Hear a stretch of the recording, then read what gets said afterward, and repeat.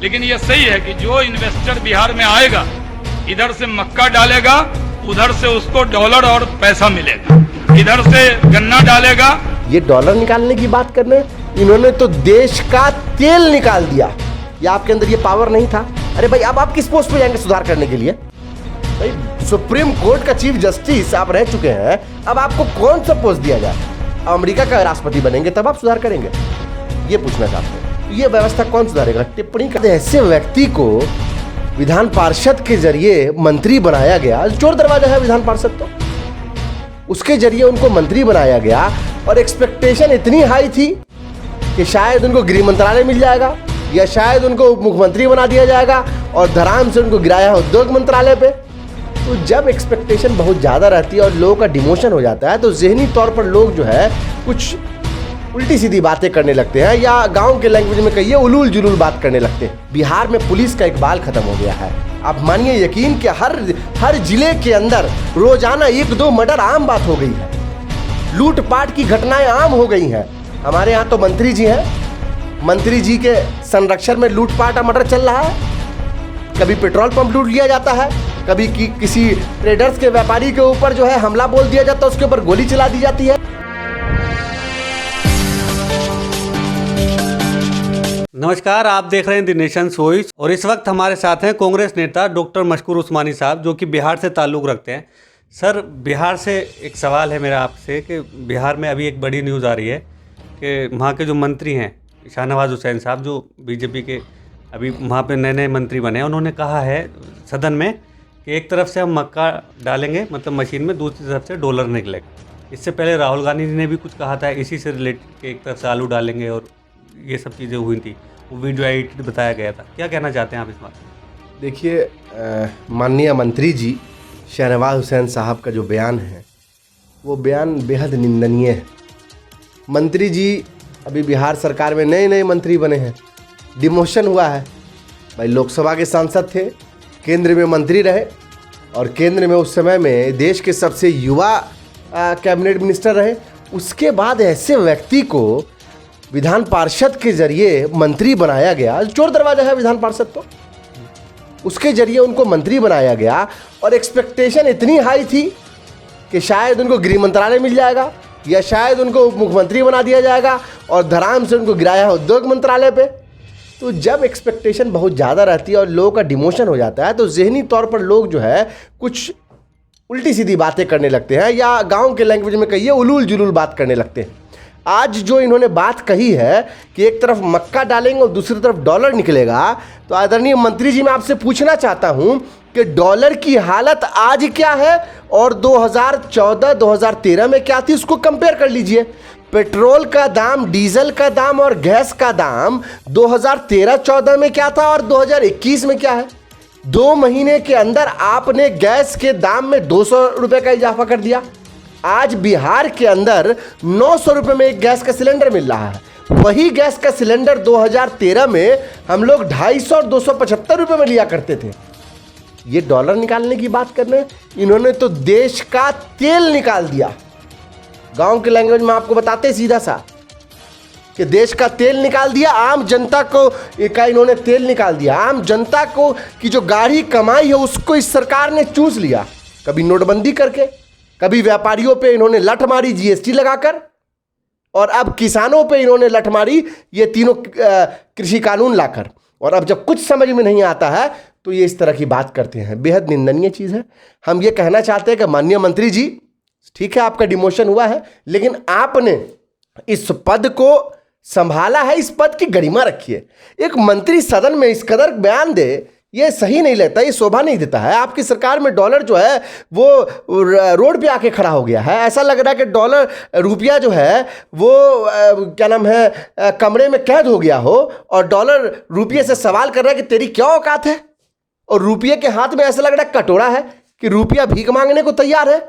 ये देश की अर्थव्यवस्था को बर्बाद कर दिया मोदी सरकार ने, भारतीय जनता पार्टी की सरकार ने। और बिहार के अंदर जो अर्थव्यवस्था है वो तो नील है, वो शून्य हो चुकी है। सारे कल कारखाने बंद है। उद्योग मंत्री हैं, मैं आपसे सवाल पूछना चाहता हूं कि दरभंगा, मधुबनी, झंझारपुर, कटिहार, अररिया के अंदर जो इतने बड़े बड़े उद्योग लगे हुए थे वो क्यों बंद है?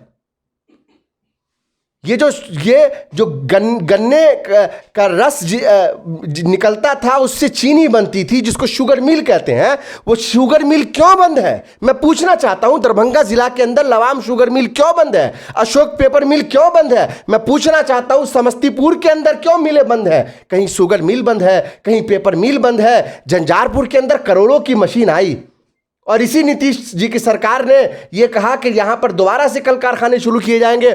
उस नई मशीन को इंस्टॉल तक नहीं किया गया, उसके पुर्जे पुर्जे बिक गए। कैसे बिके? जो वहां पर दलाल और बिचौलिए लोग थे, उन लोगों ने एक एक पार्ट पुर्जे, एक एक नट को खोल के बेच दिया। वो आज तक वो कहीं तक इंस्टॉल नहीं हो पाई। लवाम चीनी मिल का यही हाल है, पूरे बिहार का यह हाल है। आप यूं समझिए कि पूरे बिहार को उद्योग की बदहाली अभी छाई हुई है उद्योग के ऊपर। माननीय मंत्री जी से मेरा आग्रह है कि आप मक्के से डॉलर ना निकालें, हाथ जोड़कर आपसे विनती करते हैं। आप इन उद्योगों को स्टार्ट करा दे, इसको शुरू करा दे, जिससे मजदूरों का पलायन रुके।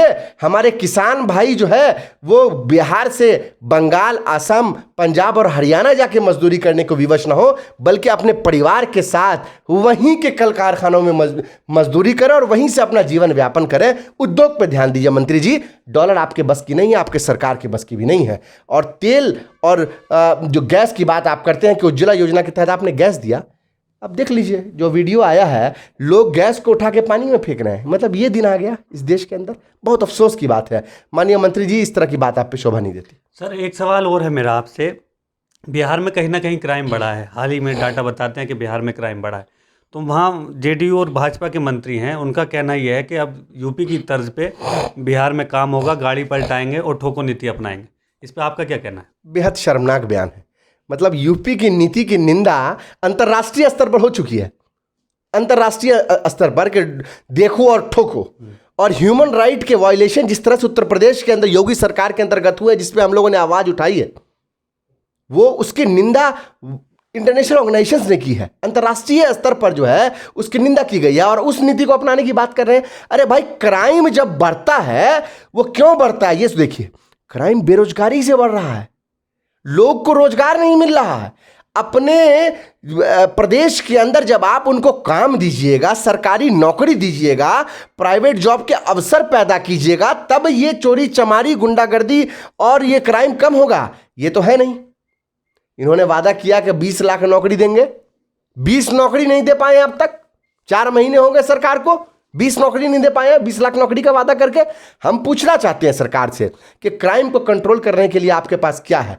इनकाउंटर नीति कोई नीति नहीं होती है। देखिए, इनकाउंटर नीति एक ऐसी नीति है जिसको बहुत अगर गौर से अगर पढ़ा जाए तो उसको यह समझ में आएगा, उस नीति के तहत एक खास समुदाय के लोग, चाहे वो गरीब हो, चाहे वो मजदूर हो, चाहे वो किसान हो, उन लोगों का इनकाउंटर किया जाता है।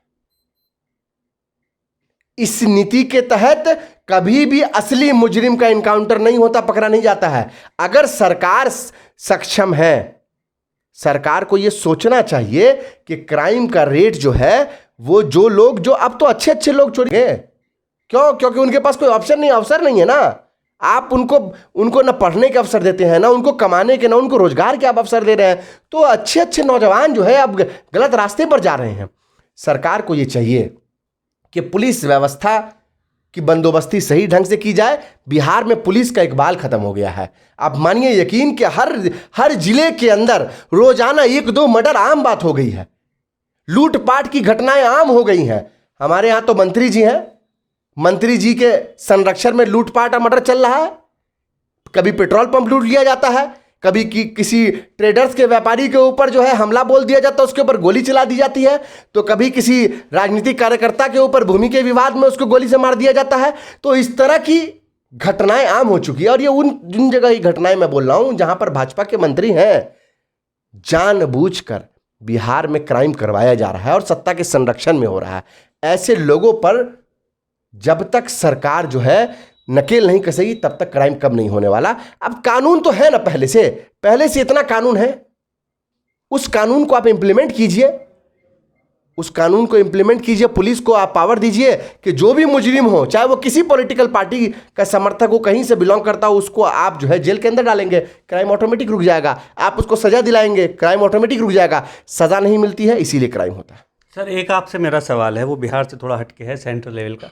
मुख्य न्यायाधीश हुआ करते थे रंजन गोगोई साहब, पहले मतलब एक्स हैं, इस टाइम राज्यसभा सांसद हैं। उन्होंने अभी हाल ही में बयान दिया कि जो भारत के सुप्रीम कोर्ट की व्यवस्था है वो खस्ता हाल है, इसमें केवल अमीरों को न्याय मिलता है, गरीबों को न्याय शायद नहीं मिलता है, या जो मतलब संघर्ष नहीं कर पाते उन्हें नहीं मिलता है।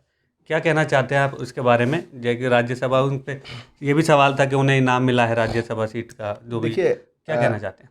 पूर्व भारत के न्यायाधीश जो है रंजन गोगोई जी, उन्होंने गलत बात नहीं कही है, उन्होंने सही बात कही है कि न्याय सिर्फ अमीरों को मिलता है। अर्नब गोस्वामी पे जब एफआईआर होती है, अर्नब गोस्वामी को जब मालूम होता है कि पुलवामा अटैक होने वाला है 2 दिन पहले, और वो एंजॉय करता है, हाहा लिखता है चैट में, जब उसके ऊपर महाराष्ट्र सरकार की कार्रवाई होती है, वो सुप्रीम कोर्ट पहुंचकर वो अपने अरेस्टिंग ऑर्डर को, अपने अरेस्टिंग का स्टे ऑर्डर ले लेता है, वो कभी बेल ले लेता है। क्या ऐसी सुविधा आपके लिए है या हमारे लिए है? नहीं है ना। तो इन्होंने बिल्कुल ठीक कहा कि न्याय अमीरों को मिलता है, और इन्होंने एक बात भी कही कि न्याय अमीर और रसूखदार लोगों को मिलता है, इसीलिए शायद राज्यसभा की सीट भी मिली होगी। इस पर भी एक प्रश्न उठता है, क्योंकि उन्होंने इस बात को खुद कहा है।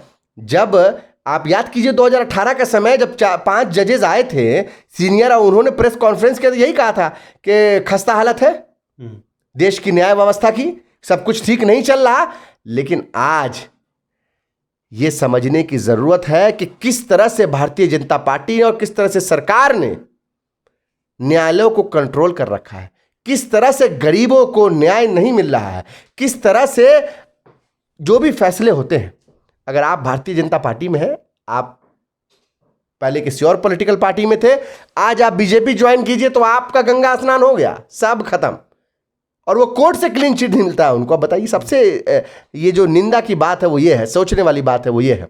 तो उन्होंने सही कहा है कि अमीरों को सिर्फ मिलता है, लेकिन मेरा ये सवाल है कि आप भी तो न्यायाधीश रहे भाई, चीफ जस्टिस थे आप हिंदुस्तान के, ठीक है, आपने क्यों कोई सुधार नहीं किया? क्या आपके अंदर ये क्षमता नहीं थी, या आपके अंदर ये पावर नहीं था? अरे भाई, अब आप किस पोस्ट पे जाएंगे सुधार करने के लिए? भाई, सुप्रीम कोर्ट का चीफ जस्टिस आप रह चुके हैं, अब आपको कौन सा पोस्ट दिया जाए? अमेरिका का राष्ट्रपति बनेंगे तब आप सुधार करेंगे? ये पूछना चाहते हैं। तो ये व्यवस्था कौन सुधारेगा? टिप्पणी करना अच्छी बात है, गलत बात नहीं कहा, आपने सही कहा, लेकिन सुधार आपने नहीं किया, इसके लिए आपको पश्चाताप होगा। बहुत बहुत शुक्रिया डॉक्टर साहब हमसे बात करने के लिए। तो ये थे डॉक्टर मशकूर उस्मानी साहब। आप ऐसी और बहुत सारी खबरों और बयान के लिए देखते रहिए द नेशंस वॉइस। हमारे